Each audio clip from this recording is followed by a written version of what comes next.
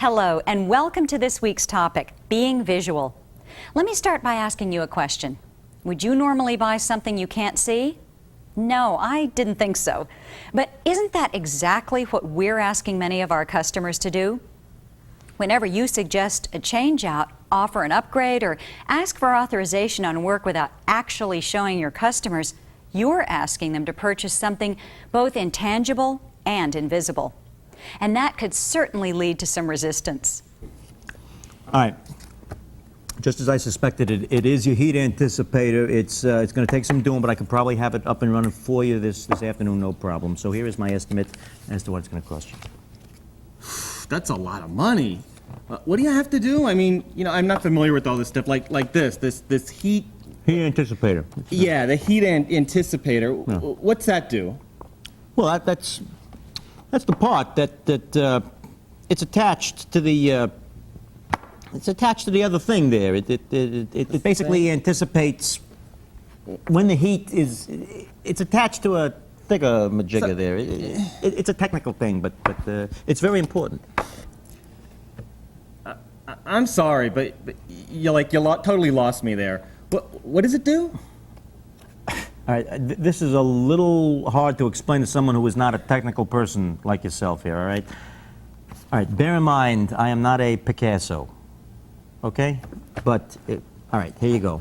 It's round, all right? There's a wire that comes out of it, and it attaches to the side, okay? This is supposed to be square, and that's basically what it looks like. Thanks. But you know what? I'm going to have to think about it. I mean, that is a lot of money, so I'm going to get some other quotes, and, I'll get back to you. I'll call you, okay? All right, I'll see you.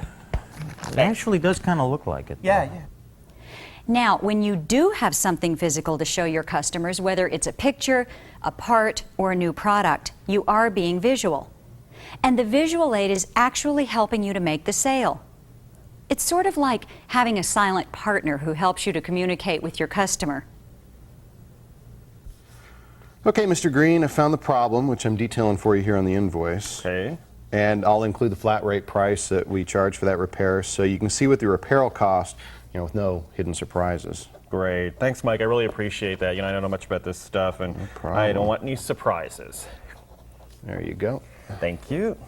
All right, so I need a closet flange, water level control, flapper, and trip lever. Right. Man, it's like trying to read a foreign language. What is this stuff? No, I know what you mean. In a way, it can be kind of like a foreign language, and it's sometimes hard to translate. But this helps. I always like to use this. It helps illustrate what I'm talking about. This is a diagram showing the parts of a toilet, and these are the parts down here that I'd be replacing. Okay. What do we got here? This is the closet flange. Yeah. This keeps your toilet solidly fastened. It helps prevent rocking. Right. This guy over here, this is the water level control. It manages the water in the tank as it empties in the bowl and as it refills. Right. And then we have the flapper. So that's what a flapper is. This is the flapper. This device is open when you flush. Right. And closed when the tank refills. And finally, we have the trip lever. This connects all the moving parts, and it starts the flushing cycle. I went ahead and brought them all in so that you could actually see what you'd be buying in case you decide to go ahead with my recommendation. Great. So this is a flange, That's right? the closet flange. Did you notice how Mike brought in the parts to show his customer and pointed them out on the diagram? Well, the more items you can bring in, the better. Why? Because it creates more perceived value. Sure, you could probably pull the exact items you'd need from your truck, but you must consider the customer's perception. They would be unaware that your training and experience enables you to quickly choose just the right items. To the customer, it would appear easy and therefore of less value. However, by going through the process of choosing the right tools and parts from an impressive array right in front of the customer, you're demonstrating your skills. You are enhancing your image as a skilled professional. Wow, that's a lot of stuff. Are you sure you're going to need all of that? Oh, I'm not sure I'm going to need all of it, but I do need to determine what will be best for the job, and it helps to have everything close at hand.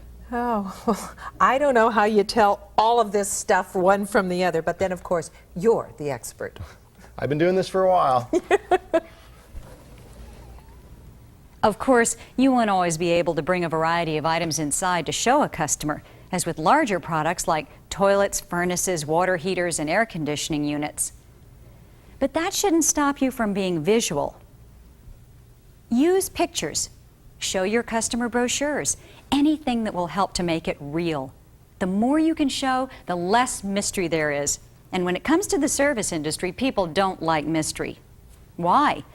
Because it encourages feelings of insecurity and makes customers feel vulnerable, afraid. No one likes to feel helpless. And when it comes to technical fields, people are often afraid of being taken advantage of. That's why the media loves sting operations.